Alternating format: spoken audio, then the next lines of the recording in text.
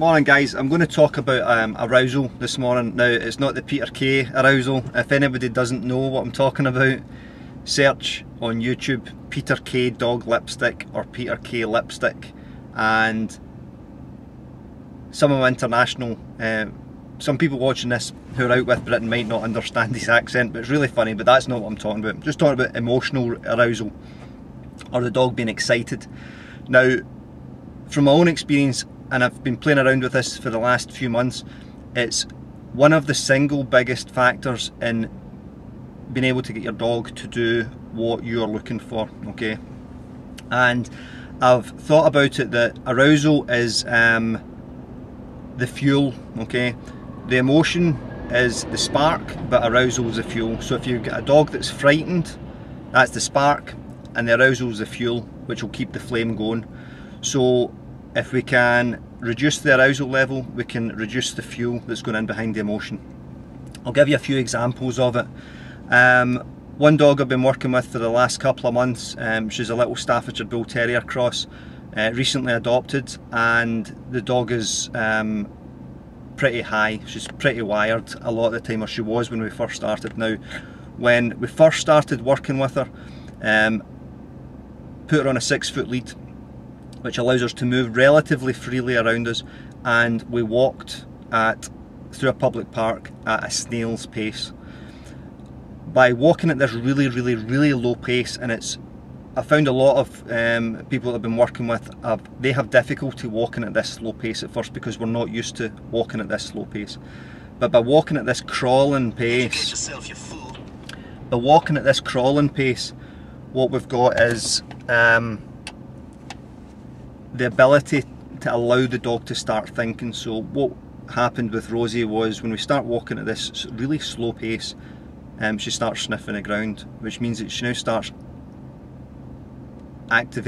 starts tapping into the thinking part of her brain rather than the reacting part, of the emotional part. Just by walking at this slow pace, and she started to calm down, and we were then able to start reinforcing some of the nicer behaviours that we liked, which was really cool. I've done this a couple of times with reactive dogs so far, and it's working well. Another example is, I had a Labradoodle puppy recently.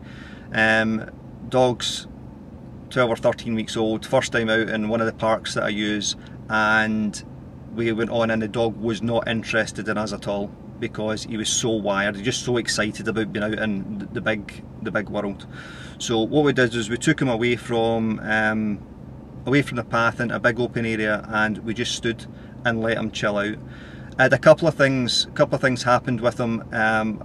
He calmed down, so his arousal came down, and he then realised, once he'd explored the initial area around us, because again he was on the 6-foot lead, so once he'd explored the radius of the 6 foot, he then realised that there was nothing on the go, and we were it. And when he started paying attention to us, we could then start reinforcing his behaviour, either with food or with play or with access to further exploration. And prior to that, we had tried giving him food, we tried playing with him, and he was just playing with him with toys, and he just wasn't interested because he was so aroused about being outside. And the last example, to a couple with 2 terriers, and the dogs were off lead in the park and just racing around the park, getting in all sorts of bother. Now the 2 dogs were really cool, they were really nice dogs, but they were hyped up getting into the car. They would then brought to the park, they would go into the car park at the park, and they would just be sitting barking to get out. And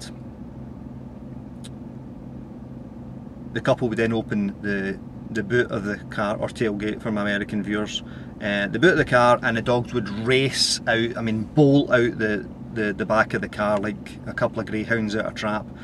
They would then race round the park barking all the time, and they would then start getting into bother with other dogs, because the other dogs were then looking at them thinking that's a wee bit kind of obnoxious. And what we did with these 2 dogs was we just took them to the park. I put the 2 of them on leads while they were in the car, and they didn't get out the car until they had started to calm down. We brought them out into the car park, allowed them to calm down again, and we then took them for a walk. The first time we did this, we walked around the park for 45-50 minutes and we didn't have one incident because their arousal levels were considerably lower than they were. Now, we can train our dog to listen to us during arousal, and we can train our dog to respond during arousal, but it needs to be trained. And at first, you need to train it when the arousal level is low, so that the dog gets into the way of thinking. You then reinforce the good things that the dog's doing. We've now got a reinforcement history, and we can now tap into that reinforcement history at slightly higher arousal levels. We can then reinforce that behaviour at a higher arousal level, which then gives us more reinforcement history for the next time we do it, and that then allows us to push that arousal level up higher. And you'll see this with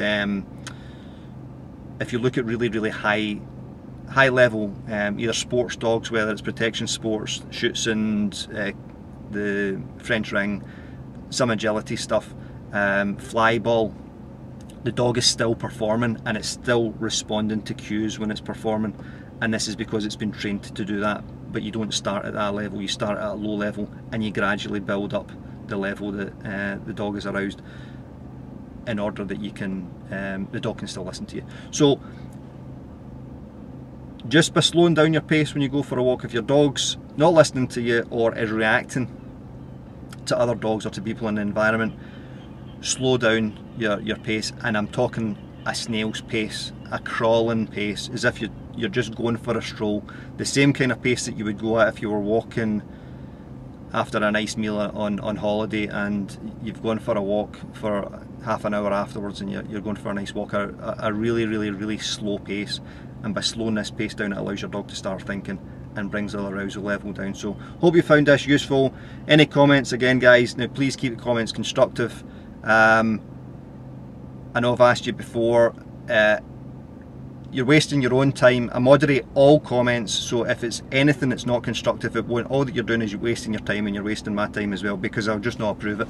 So constructive comments, constructive questions, alright, not this is a lot of rubbish, which I've had before, which is really constructive, alright. So constructive comments, and I'll see you next time. Alright, thanks for watching guys, see you again.